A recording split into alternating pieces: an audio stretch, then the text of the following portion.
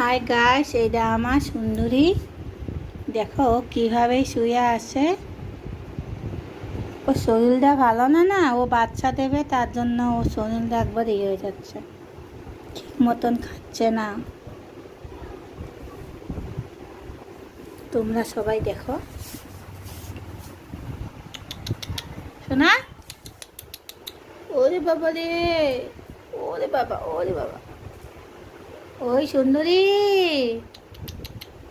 শোনাবাকে, তোমরা সবাই দেখো। ও এইভাবে থাকে, শরীর ভালো না তো, 2-3 দিন ধরে ও ঠিক মতন খাচ্ছে না, নিচ্ছে না, খালি শুয়ে থাকে।